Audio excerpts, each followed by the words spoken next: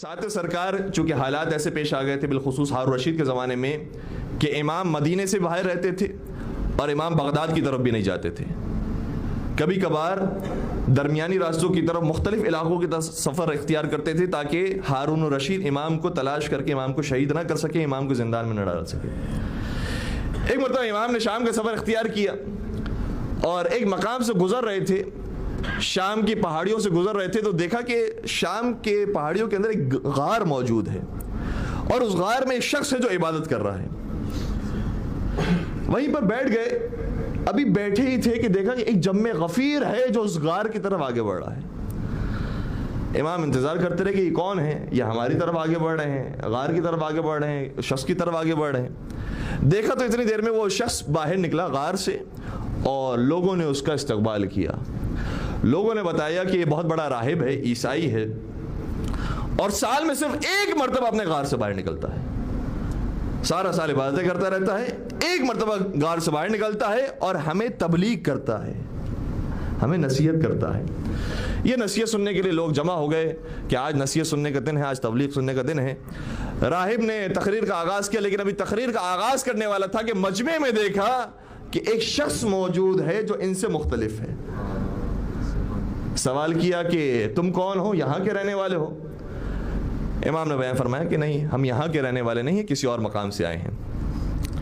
فوراً سے سوال کیا, کیونکہ ظاہر یہ بتا رہا ہوتا ہے کہ امام کا باطن کیا ہے. فوراً سے سوال کیا تمہارا تعلق علماء کے خاندان سے ہے؟ امام نے فرمایا ہمارا تعلق جاہلوں کے خاندان سے نہیں ہے. ہم اپنی زبان سے یہ تو نہیں کہتے کہ ہم عالم ہیں, لیکن یہ کہہ سکتے ہیں کہ جاہل نہیں ہیں. کہ اچھا پھر یہ بتاؤ, اگر تمہیں کچھ باتوں کا علم ہے تو یہ بتاؤ کہ تمہارے قرآن کے اندر, تمہاری کتاب کے اندر یہ لکھا ہوا ہے کہ قرآن یہ کہتا ہے کہ شجرہ محمدیہ وہ ہے کہ جس کے صدقے میں پوری دنیا میں نور پھیلتا ہے, اور ہم عیسائی ہیں, ہم یہ کہتے ہیں کہ شجرہ حضرت عیسیٰ وہ ہے کہ جس کے صدقے میں پوری دنیا میں نور پھیلتا ہے. بات تقریباً ہم دونوں کی ایک جیسی ہے. لیکن میرا سوال یہ ہے کہ کیسے ممکن ہے کہ ایک خاندان ایک علاقے میں ایک محلے میں رہتا ہو اور پوری دنیا میں اس کا نور پھیلے؟ یہ تو ممکن نہیں ہے. امام نے جواب دیا, کہا یہ ممکن ہے. کیسے ممکن ہے؟ فرمایا اس طریقے سے ممکن ہے کہ پوری دنیا میں, یہاں تک کہ پوری کائنات میں بھی آپ کہہ سکتے ہیں کہ ایک سورج ہے جو پوری دنیا میں روشنی پھیلا رہا ہے. تو ممکن ہے کہ ایک شخص ہو مگر پوری دنیا میں ہدایت اور نور پھیلا رہا ہو. دوسرا سوال کیا, کیا یہ بتائیے کہ آپ کے رسول سے بھی ہم نے سنا ہے کہ فرماتے ہیں کہ جب کوئی شخص جنت میں جائے گا تو جتنا کھانا چاہے گا کھائے گا اور کھانا اس کا کم نہیں ہوگا, اس کی غذا میں کوئی کمی واقع نہیں ہوگی. یہ کیسے ممکن ہے کہ کھانا بھی کھا رہے ہیں اور کم بھی نہیں ہو رہا؟ یہ تو منطق کے خلاف ہے بات کہ انسان کھانا کھائے اور کھانا اپنی جگہ پر باقی رہے, ختم ہی نہ ہو. یہ کیسے ممکن ہے؟ امام نے کیا خوبصورت مثال دی اور اس منطقی قانون کو کس خوبصورت طریقے سے توڑا ہے. امام نے شاہ فرمایا, دیکھو اگر تم ایک شمع کو دوسری شمع کے ساتھ جلا دو تو دوسری شمع جل بھی جاتی ہے اور پہلی بجھتی بھی نہیں ہے. سبحان اللہ, بے شک یہ خدا کا قانون ہے, جیسا بنانا چاہے ویسا قانون بنائے, لہذا اس نے جنتی غذاؤں کو ایسا بنایا ہے. تیسرا سوال کیا کہ آپ کے رسول سے ہم نے سنا ہے کہ اگر کوئی شخص جنت کے کھانے کھائے گا, جنت کے میوے کھائے گا تو رفع حاجت کی اسے ضرورت محسوس نہیں ہوگی. یہ کیسے ممکن ہے؟ یہ تو انسانی طبیعت کے خلاف ہے کہ جو بھی انسان کھائے گا بہرحال رفع حاجت کی ضرورت اسے پڑے گی. امام نے شاہ فرمایا اس کی مثال بھی اسی دنیا میں موجود ہے. میں تمہیں بتاؤں کہ جو بچہ شکم مادر کے اندر ہوتا ہے وہ خوراک تو حاصل کرتا ہے لیکن رفع حاجت نہیں کرتا. اس کی مثال بھی دنیا میں موجود ہے. تیسری بات کی کہ اچھا یہ بتائیے کہ آپ کے رسول نے فرمایا ہے کہ جنت کے اندر صرف سایہ ہوگا, وہاں پر دھوپ نہیں ہوگی, وہاں پر سورج کی شعاعیں جنتیوں کے چہروں کو جلا نہیں رہی ہوں گی, سایہ ہوگا وہاں پر. کیسے ممکن ہے کہ سایہ ہو اور پھر وہاں پر اجالا بھی ہو جائے؟ جہاں پر سایہ ہوتا ہے وہاں تو اندھیرا ہوتا ہے. امام نے شاہ فرمایا اس کی مثال بھی دنیا میں موجود ہے. وہ وقت جب فجر کا وقت داخل ہوتا ہے تو طلوع آفتاب اور فجر صادق کے درمیان کا حصہ وہ ہوتا ہے جب پوری دنیا روشن بھی ہوتی ہے اور سورج کی شعاعیں بھی نہیں پڑتی ہیں۔ سبحان اللہ، کیا کہنے بھائی، ماشاءاللہ۔ آخری سوال کیا کہ اچھا یہ بتائیے کہ جنت کی جو چابی ہے، کی آف پیراڈائز، یہ بتائیے کہ وہ سونے کی ہے یا چاندی کی ہے؟ امام نے ارشاد فرمایا کہ نہ وہ سونے کی ہے نہ وہ چاندی کی ہے، بلکہ وہ چابی وہ ہے کہ جو ایک کلمہ ہے جو زبان پر جاری کرتے ہو، لا الہ الا اللہ۔ کیا کہنے بھائی، سبحان اللہ۔ اور جیسے ہی امام کی زبان مبارک سے جملہ سنا لا الہ الا اللہ، ایسا دل پر اثر کیا کہ سوال کرنے لگا کہ تو ہے کون، تیرا نام کیا ہے؟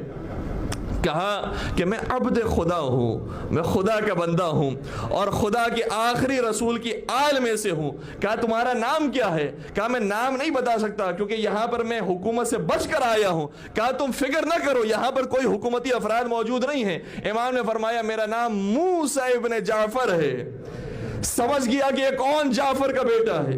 کہا تو امام جعفر ہے، صادق کا فرزند ہے، اور صلی علی محمد وآل محمد وعجل فرج، کہ تو اسی امام صادق کا فرزند ہے۔ اور جیسے ہی امام صادق کا نام آیا زبان سے جملے جاری کیے، اشہد ان لا الہ الا اللہ واشہد ان محمد رسول اللہ، میں گواہی دیتا ہوں کہ کوئی معبود نہیں ہے سوائے اللہ کے اور کوئی رسول نہیں ہے آخری سوائے محمد مصطفیٰ کے، اور خود بھی مسلمان ہو جاتا ہے اور اس کے مسلمان ہونے کے بعد سارا قبیلہ مسلمان ہو جاتا ہے۔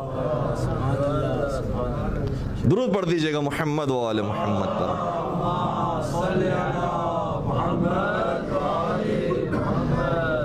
تو کوئی بھی امام ہو، چھٹے سرکار ہو، پانچویں امام ہو، چوتھے امام ہو، یہ سارا امامت کا سلسلہ وہ ہے کہ جو سلسلہ امیر المومنین سے شروع ہوا ہے۔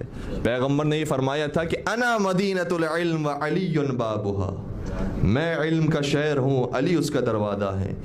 جب علی موجود تھے تو علی مرتضیٰ دروازہ، جب حسن آ گئے تو حسن مجتبیٰ دروازہ، جب حسین آ گئے تو حسین سرکار سید الشہداء دروازہ، اور جب حسین چلے گئے تو امام سجاد دروازہ بن گئے، اور جب امام سجاد چلے گئے امام باقر دروازہ بن گئے، اور جب امام باقر چلے گئے امام صادق دروازہ بنے، اور جب امام صادق چلے گئے تو امام کاظم علیہ السلام دروازہ بنے۔ یہیں سے علم ملتا ہے۔ اور کسی نے کیا خوب کہا تھا کہ تمہارے علماء میں اور تمہارے پڑھے لکھے لوگوں میں اور ہمارے اماموں میں بڑا فرق ہے۔ جب ہمارے اماموں سے سوال کیا جاتا ہے تو وہ فی البدی جواب دیتے ہیں، انہیں سوچنے کی ضرورت نہیں پڑتی۔ کسی نے کیا خوب کہا کہ حوالہ یاد نہیں کتاب سوچنے دو، حوالہ یاد نہیں کتاب سوچنے دو، کہاں سے پوچھ رہے ہو نصاب سوچنے دو، کہاں سے پوچھ رہے ہو نصاب سوچنے دو۔ علی کی زندگی میں کوئی ایسا سوال تو لاؤ کہ جب علی نے کہا ہو جواب سوچنے دو۔ تو یہ گھرانہ تو وہ ہے جو فی البدی جواب دیتا ہے، سوال یہاں پر ہوتا ہے، جواب ان کی زبان پر آتا ہے، انہیں سوچنے میں دقت نہیں ہوتی، وقت نہیں لگتا۔ تو علم امام اس مقام پر فائز ہے۔